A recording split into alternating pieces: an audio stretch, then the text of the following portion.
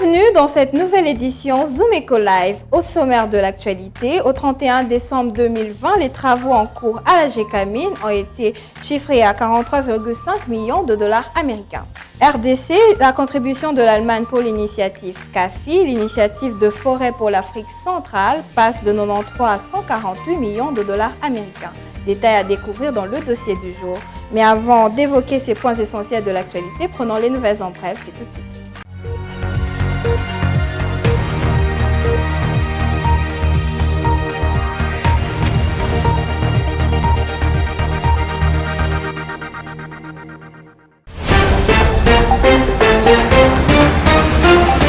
Commençons ces nouvelles en bref avec cette information. Baisse de prix des surgelés, le gouvernement envisage une voie de sortie dans 6 semaines. Face aux caprices des importateurs des produits surgelés, le gouvernement congolais envisage des mesures pour inonder le marché des produits surgelés dans les prochains jours. Ce qui ressort de la réunion hebdomadaire du comité de conjoncture économique pour la surveillance de la situation socio-économique du pays du jeudi 9 septembre 2021. Une réunion présidée par le Premier ministre Jean-Michel Samalukonde. D'après le ministre d'État, ministre du Plan Christian Mwando Simba, qui a fait l'économie de ces échanges, des dispositions ont été prises pour arriver à la baisse effective des prix des produits surgelés en République démocratique du Congo. Nouvelle en bref encore, les sociétés de télédistribution opérant en République démocratique du Congo s'engagent à s'acquitter de leurs obligations fiscales conformément aux lois de la République démocratique du Congo. C'est un engagement que les patrons de ces sociétés ont pris à l'issue d'une entrevue le jeudi 9 septembre 2021 avec le ministre de la Communication et Médias, Patrick Mouyaya. Parmi ces sociétés de télédistribution figuraient notamment Mediasat, Primsat, Canal+, Bleusat, Titan et Premium. Aujourd'hui, c'était une séance de prise de contact avec le ministre depuis sa nomination à la tête de notre ministère.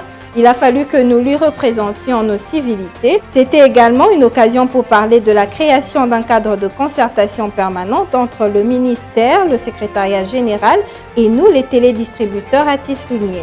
À lui d'ajouter, nous avons rassuré le ministre que nous allons aussi payer une redevance pour la promotion de la RTNC. C'est parmi les sujets que nous aborderons fréquemment dans le cadre de concertation que nous créerons incessamment, a-t-il déclaré.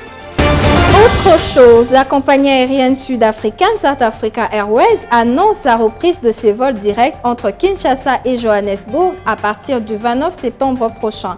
Selon le programme établi, 3 vols seront organisés la semaine, tous les mercredis, vendredis et dimanches. Après avoir cloué au sol ses appareils pendant plus d'1 an en raison du coronavirus, South Africa Airways reprend tous ses vols dès le 23 septembre prochain.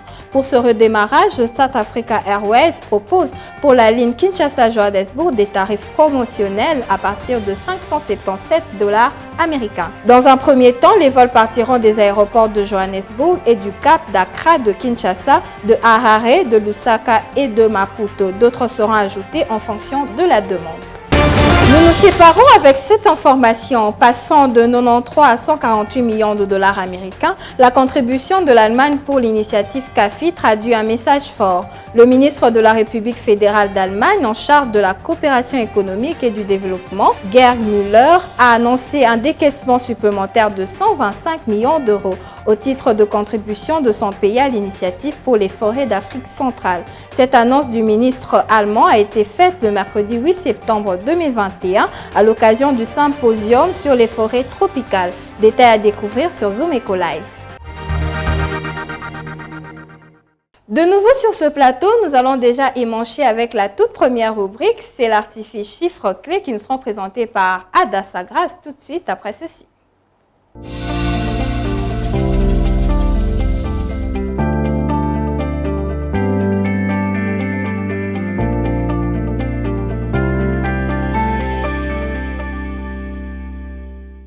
Les chiffres clés du jour, c'est avec vous, Ada Sagras, bienvenue. Merci Judith. Alors aujourd'hui, vous nous parlez du contexte économique, précisément sur le coût des travaux en cours d'exécution à la GECAMINE au 31 décembre 2020.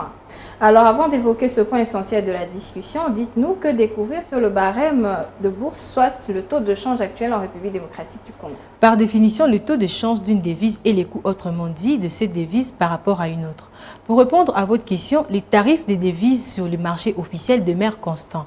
$1 dollar s'est monnaie à 1988 francs congolais, un franc CFA se rétrocède à 3,59 centimes et un euro se discute à 2361 francs congolais. Les barèmes d'échange ne concernent pas uniquement l'officiel, mais également le marché parallèle. Dans cette même catégorie, nous avons pointé Montbélé, où 1 dollar se transige à 2000 francs congolais, un franc CFA se procure à 3,62 centimes et 1 euro se refile à 2366 francs congolais. En rejoignant la question du départ, l'on remarque que le coût des travaux en cours de l'exécution à la Gécamine a été évalué à hauteur de 43,5 millions de dollars américains au 31 décembre 2020.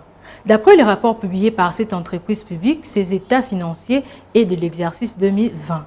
Dans ce document, Gécamine renseigne que les comptes de travaux en cours sont constitués de projets d'investissement réalisés par Gécamine SA, mais non encore achevés au 31 décembre 2020. Alors, que doit-on assimiler sur ce que sont les détails de travaux en cours chiffrés à 43,5 millions de dollars américains au 31 décembre 2020? Les travaux en cours chiffrés à 43,5 millions de dollars américains au 31 décembre 2020 sont détaillés comme suit. Cristallisation de la solution Kafundua, chiffrée à hauteur de 8 965 462 dollars américains au 31 décembre 2020 contre un montant de 8 965 462 dollars américains pour la même période de l'année 2019.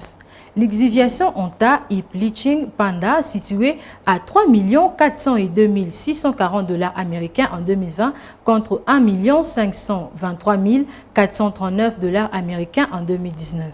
Montage de la nouvelle laverie dans la carrière de Kamatanda, 2 161 711 dollars américains en 2020 contre 2 161 771 dollars américains en 2019. Digue pour le stockage de rejets fins du concassage lavage à Kamatanda, 1 882 441 dollars américains en 2020 contre 1 803 729 dollars américains en 2019. Les travaux de construction du nouveau bâtiment DPA, 4 484 287 dollars américains en 2020 contre 3 484 288 dollars américains en 2019. Aménagement de la salle d'électrolyse, 8 794 082 dollars américains en 2020 et 8 140 408 dollars américains en 2019. Installation d'un nouveau transformateur, 1 250 034 dollars américains en 2020.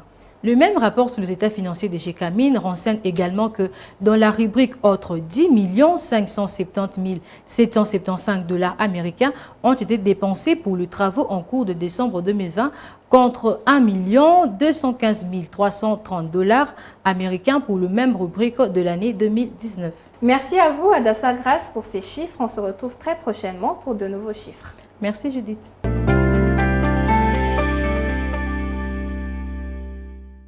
La contribution de l'Allemagne pour l'initiative CAFI passe de 93 à 148 millions de dollars américains. Benita Mouini sera au rendez-vous pour nous donner plus de précisions dans la rubrique Le Dossier. Tout de suite.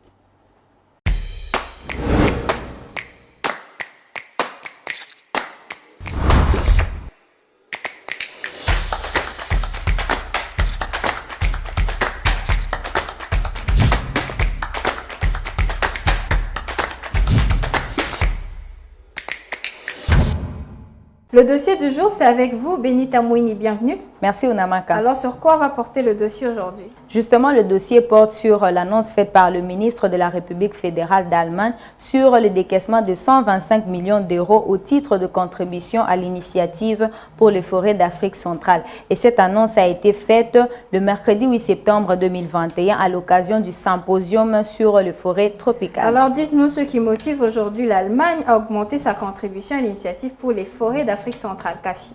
D'après les propos du ministre allemand, ces forêts sont d'importants puits de carbone pour le monde et que le pays de cette région devrait recevoir une part équitable de fonds destinés au climat et à la biodiversité. Pour cette raison, nous devons trouver un accord équitable entre les pays forestiers tropicaux et la communauté internationale. Pour un petit exemple chiffré, la forêt d'Afrique centrale est la deuxième plus grande au monde car elle aspire près de 1,5 milliard de tonnes de carbone, soit 4% des émissions mondiales. Pendant ce temps, l'Afrique reste classée parmi les pays qui émettent le moins le gaz carbonique. Alors, de quelle manière le CAFI appuie appuyés par le gouvernement allemand vont-ils s'y prendre pour mobiliser ces fonds nécessaires au programme d'investissement dans ces régions d'Afrique centrale? En rappel, CAFI combine des investissements sur terrain et un dialogue politique de haut niveau avec les dirigeants de pays partenaires. Ainsi, les ambassades allemandes dans la région se mobilisent pour mener à bien ce dialogue avec les autres bailleurs de fonds, entre autres la Norvège, l'Union européenne, la France, les Pays-Bas, la Corée du Sud ainsi que le Royaume-Uni. Merci à vous, Benita Mouini, pour ce dossier. On se retrouve très prochainement pour un autre dossier. Merci, Unamaka. L'invité d'aujourd'hui nous parle du rôle et de la mission du ministère de la formation professionnelle et on le suit, c'est tout de suite après ceci. Mbote bandeko na biso ezali kaka ngai Ngalo Phare na 3e épisode na biso ya Le courant c'est mon droit.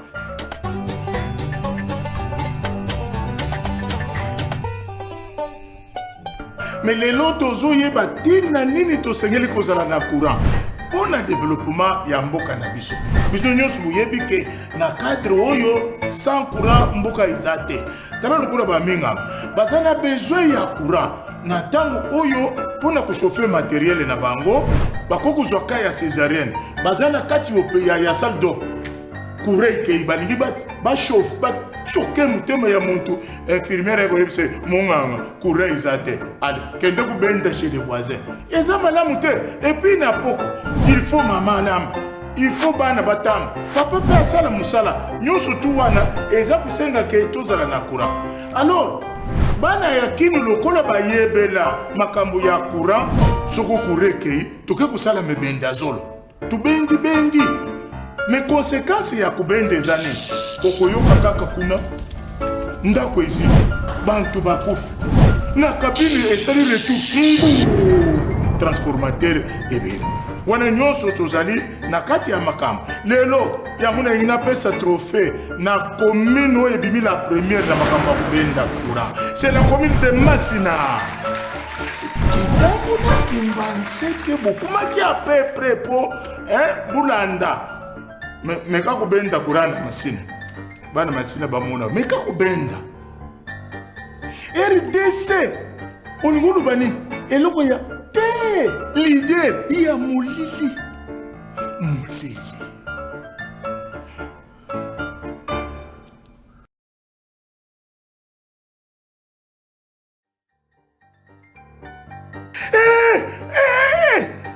Ba raccordement frauduleux tozo boya.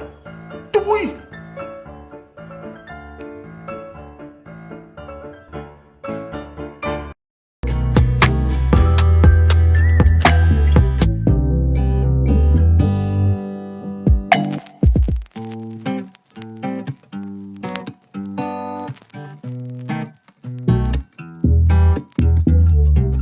Nous l'avons déjà annoncé sur ce plateau, il est notre invité du jour. Il s'appelle Christophe Massala, analyste éducatif. Monsieur Christophe Massala, bienvenue. Merci, madame. Alors, il existe beaucoup de confusion dans l'esprit des gens en ce qui concerne les attributions spécifiques du ministère de la formation professionnelle et du ministère de l'enseignement.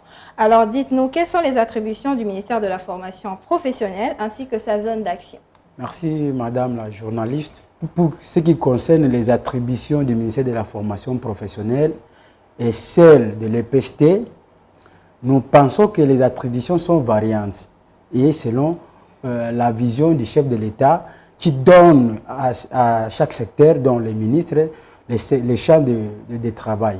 Mais ici, nous allons penser à parler directement de la vision qui a poussé le président de la République à mettre sur pied le ministère de la formation professionnelle.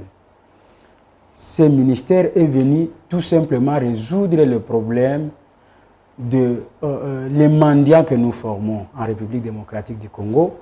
Maintenant, la formation professionnelle est là, selon la vision, pour former la main-d'œuvre qualifiée. Ça signifie créer des emplois, former la personne et directement la personne est capable de pouvoir créer son entreprise. Ailleurs, on ne peut pas développer un pays sur base de jalonnaires, je ne sais pas moi, mais c'est former quelqu'un et la personne peut aussi créer leurs propres entreprises sur base de la formation qu'ils en sont bénéficiaires. Voilà un peu la vision que j'essaie un peu de déceler sur un cadre très restreint.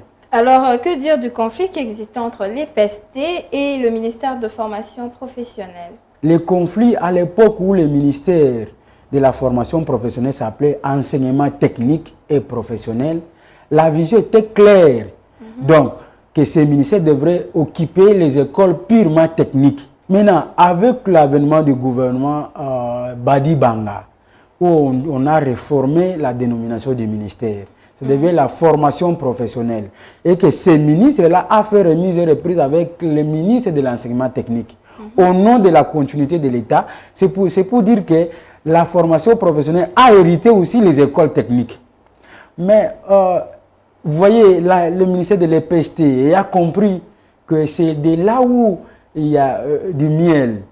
Ils n'ont pas voulu lâcher les écoles techniques en créant des échappatoires, des textes, même de débaucher les gens. Et ayant été affectés, normalement transférés par l'arrêté du ministre de la fonction publique, à les débaucher, créer des postes des adjoints au niveau de l'EPST pour que la formation professionnelle ne continue pas avec sa lutte de pouvoir récupérer les écoles techniques.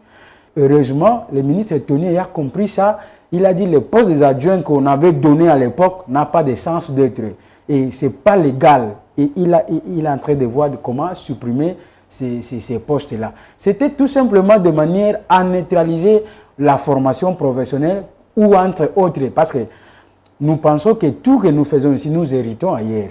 Ailleurs, on ne parle pas de l'enseignement technique. On parle de la formation professionnelle qui s'occupe des écoles techniques et des cycles courts qui forment des centres de formation. Parce que le ministère formation professionnelle et métier. Il y a aussi des écoles de métier et des écoles de formation professionnelle, mais aussi des écoles techniques. Parce que là-bas, on forme quelqu'un à un métier et que ce métier, il est capable de pouvoir créer sa propre entreprise. C'est par contre quand on a donné le ministère de l'EPST à organiser l'enseignement technique, c'est pourquoi aujourd'hui vous voyez qu'on ne résout aucun problème. L'EPST, j'ai fait tout en termes de généralistes, donc en termes théoriques, pratiquement il n'y a rien. Quand vous parcourez les écoles techniques, il n'y a pas de matériel conséquent. Les deux ministres de ce gouvernement Warrior ont donné l'impression qu'ils vont se mettre sur la table pour tabler sur cette question. Mais nous estimons en tant qu'analystes, nous estimons que depuis qu'ils se sont rencontrés, rien n'avance. Qui s'occupe des écoles techniques et qui ne s'occupe pas? Parce qu'aujourd'hui, il y a confusion. Il y a certains des chefs d'établissement qui risqueront d'être sanctionnés par tel ou tel ministère, qui ne sait plus de quelle autorité devrait-il se soumettre.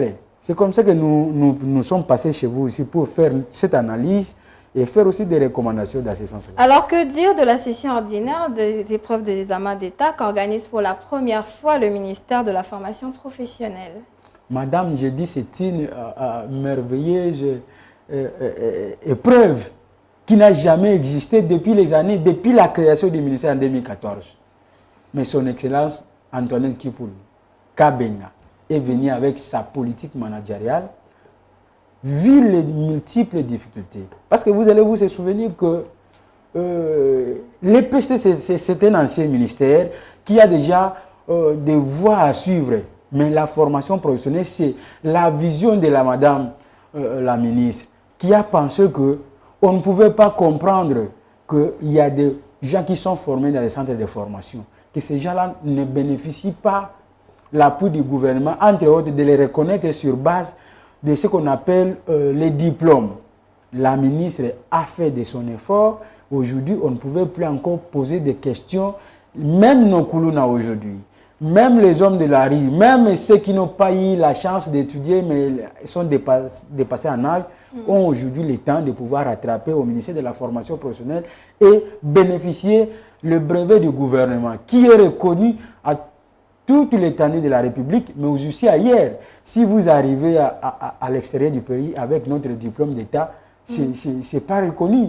Mais avec le brevet de la formation professionnelle, je dis c'est mondial. C'est comme ça que nous pensons que le président de la République et le Premier ministre doivent tirer les conséquences de ce qu'on a fait conforme aujourd'hui. Aujourd'hui, à l'enseignement supérieur reçu, on fait les états généraux. Donc, même les enfants qui finissent à l'EPST, quand ils arrivent là-bas, quand ils vous parlent comme ça, vous pensez que c'est terrible. Ok, alors on se sépare avec cette question. Quelles sont les recommandations à faire justement? On ne peut rien faire s'il n'y a pas de moyens. La première recommandation est adressée au président de la République et le Premier ministre, comme je venais de le dire tantôt ici. Donc, c'est les moyens. Et créer une politique nationale. Quelle est cette politique? Je parle entre autres. Les brevets aujourd'hui ne sont pas reconnus à notre système éducatif. Et que si aujourd'hui le président de la République prenait une ordonnance instituant les preuves que le ministère de la formation professionnelle organise et que les diplômes, les brevets soient reconnus à travers une ordonnance. C'est ça, parce que la personne qui n'a pas eu la chance d'aller à l'EPST faire son cycle long, mais il est passé à la formation professionnelle, à son brevet.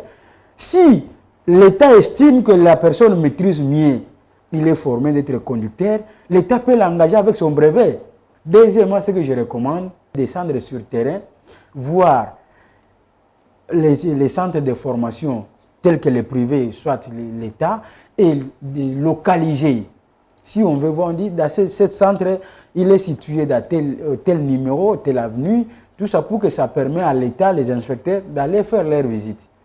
Troisièmement, nous pensons que la ministre de la formation professionnelle doit convoquer le forum national et que dans ce forum, dire d'abord aux patrons des centres de formation que dès aujourd'hui, de les reconnaître à travers des arrêtés d'agrément. Est-ce que l'État les reconnaît ou pas? Si c'est conformé au calendrier qui serait donné au ministère de la formation professionnelle, ça va permettre au ministère de bien mener sa politique, comment organiser les épreuves et reconnaître ce genre-là. Pour terminer, je me demande si notre gouvernement, si nos ministres pensent pourquoi les ministères sont institués. Nous avons le ministère qui est là, mais on ne rend pas compte de l'effectivité sur le terrain. On n'en parle même pas. Même vous, la presse, vous n'en parlez même pas. Aujourd'hui, telle politique que nous menons, c'est pour résoudre tel ou tel problème. Mais on met le ministère en place, mais on ne sait pas dire quel est son rôle. Pourquoi il est partie prenante au gouvernement? Quel est son apport? Si le ministère de la Santé aujourd'hui, les agents décidaient d'aller en grève, vous aurez l'impact sur le terrain, que les hôpitaux seront fermés. Mais la formation professionnelle, quel est le secteur lui réservé? Même si les agents décidaient d'aller en grève, qu'est-ce que l'État doit perdre? C'est parce que l'État lui-même n'a pas circonscrit les champs de travail. C'est pourquoi j'ai dit le gouvernement ne communique pas. Le gouvernement, c'est comme si les attributions sont négociables. Voilà le terme que j'allais employer. C'est comme ça que nous pensons que le secrétaire général du gouvernement, qui est le service technique de ce travail, doit réfléchir comment il doit mettre ses ordonnances en place et communiquer suffisamment sur l'importance du ministère. Alors, merci à vous, Monsieur Christophe Massala, d'avoir répondu à notre invitation.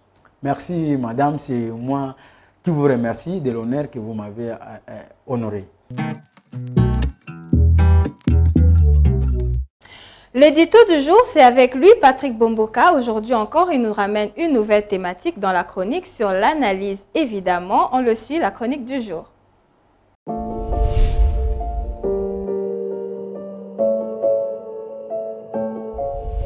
Bonjour. Les gouverneurs de province sont appelés à rendre compte de l'utilisation des fonds dédiés à l'investissement, des fonds issus de la rétrocession. Dans une correspondance du 31 août 2021, le vice-premier ministre, ministre de l'Intérieur, Daniel Asselo, n'a pas mâché de mots. Il a donc interdit les gouverneurs d'engager des dépenses avec l'argent de la rétrocession tout en exigeant un rapport détaillé sur l'utilisation des fonds dédiés à l'investissement. Pour de nombreux observateurs, le message du ministre de l'Intérieur est donc bien clair. Il veut mettre fin au laisser-aller, à la gabegie et aux tentatives de détournement des deniers publics. Quand le Trésor public décaisse X montant au titre d'investissement en province, il faut que ces travaux soient réalisés et que le résultat soit palpable.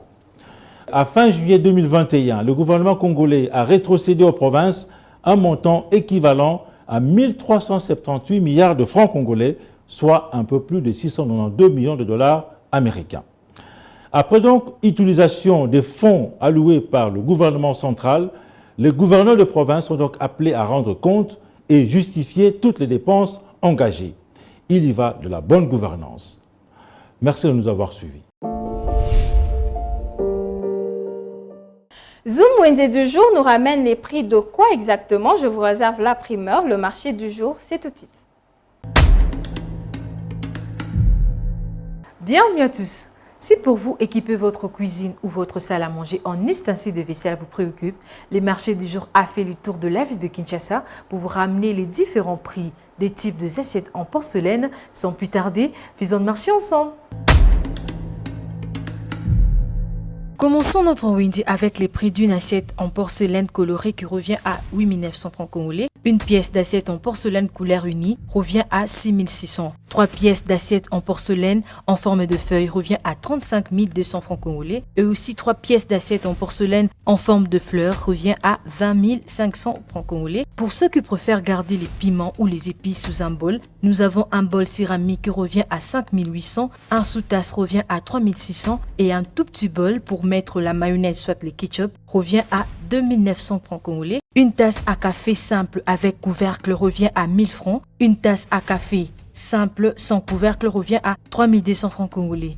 Une tasse à café de luxe avec couvercle revient à 11 700. Et un kit simple de 12 pièces où nous avons 6 tasses et 6 sous-tasses revient à 20 500 francs congolais. À 51 450, un kit de luxe de 12 pièces où nous avons 6 tasses et aussi nous avons 6 sous-tasses qui revient à 51 450. À 19 200, 12 pièces de tasses simples en couleur. À 51 700, une casserole céramique sans couvercle. Sans oublier qu'un kit de 2 tasses à café revient à 10 000 francs congolais. Merci de nous avoir suivis. Retrouvons-nous prochainement pour un nouveau numéro. Les rendez-vous économiques, c'est dans l'agenda sur Zoom Eco Live. Abonnez-vous sur notre chaîne YouTube. Zoom Eco Live, la référence de l'actualité économique en RDC.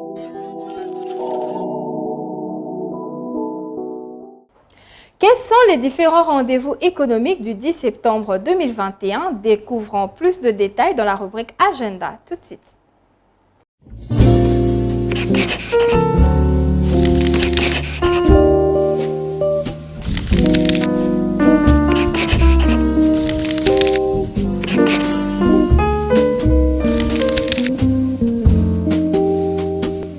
Bienvenue à l'agenda. Spécialement aujourd'hui, commençons par signaler un nouveau rendez-vous qu'organise Stand Digital. C'est samedi 11 septembre à partir de 10h à Kinshasa et sera axé sur les dropshipping. Autre rendez-vous, il s'agit d'une formation en ligne organisée par Divan Motivation. C'est dimanche 12 septembre à partir de 18h. Cette formation aura un accent particulier sur comment entreprendre en partant de rien. Notons à présent une formation en gestion de projet qui commencera du 13 jusqu'au 25 septembre à Kinshasa et aura pour thème planification, monitoring et évaluation de projets. Clôturons avec la Fédération des entreprises du Congo qui organise cette fois-ci une session qui commencera du 14 au 15 septembre 2021 de 9h à 13h et sera axée sur l'introduction à l'entrepreneuriat. Les frais de participation pour cette session est fixé à $20. Merci de nous avoir suivis. Au revoir. Qui pouvait croire que vendre des pains en miniature pouvait faire vivre une famille entière? Aujourd'hui encore dans la débrouillardise, une vendeuse a décidé de nous ouvrir ses portes et de nous raconter sa petite expérience. La débrouillardise, article 15, c'est tout de suite. Débrouillard jamais, jamais, jamais. Débrouillard jamais, jamais, jamais. Débrouillard jamais.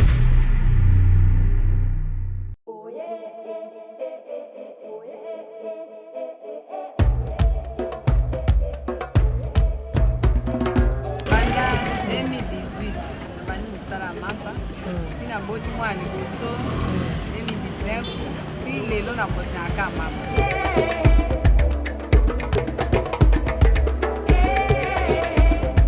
On a des stratégies qu'on va dans le Ando simama 3000 kwa seliba na programme. Sula sana wa mkena zona isumanga na isumanga makasi. Sa yango moete. Ozira mbonga papa soki akekoluka akoya yango paraza, mpa kozwa. Soki azwite openga asuka sana moke komona nde sumanga biso. Sumanga biso makasi.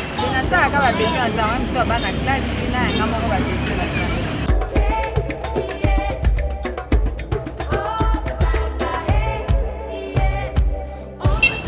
Eza mona tona zai mapa ya ete malamu. Mpona osala mwa boye bana ya mai basomba esuka mwa 3400 na landela bana. Sona oteka te loba maladi me na kotanaka mwana.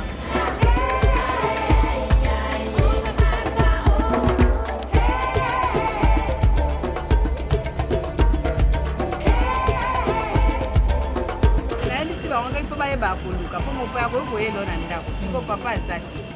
Ube papa kende bituma, ube papa ke koluka. Akozonga pe musu poshi azane ndako. Mais soko teka ka ko boya mama mupaya na yo, abazonga pe azimwa quelque chose pour afuta transport ke. Bosoko luka kate, o ya mama mupaya ndeni. Omona se fie boko sombele ndeni. Oye ba koluka ba mama na e ba kate so ba vivre ndeni. Mana mu ko luka ta basa ministre ka o. So pe ko do luka rapport to za ata moi 1000 francs na ndako.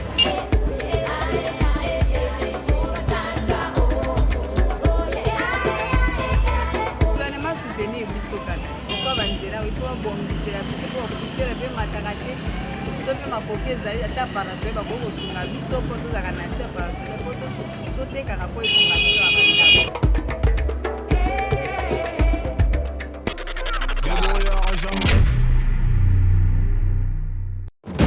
Nous vous amenons au cœur de l'actualité économique en RDC.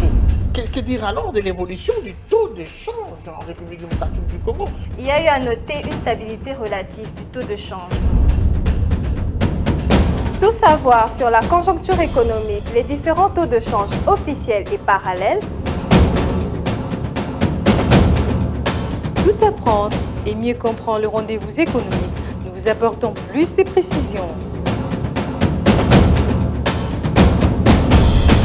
Enquête, analyse, dossier. Nous vous rapprochons de la réalité congolaise. Le Watt est un symbole de fierté pour la femme africaine. Sur ce sujet, nous vous souhaitons bienvenue. Entrepreneuriat et activité économique, chez nous, faisons les marchés ensemble. Nous avons appris à être plus près de vous, offrir à vos yeux ce qui est bon pour votre pays. Suivez-nous également sur nos différentes plateformes. Zoom Eco Live, la référence de l'actualité économique en RDC. Et c'est la fin de cette édition. Merci à vous de nous avoir suivis et à bientôt pour une prochaine actualité économique sur Zoom Eco Live.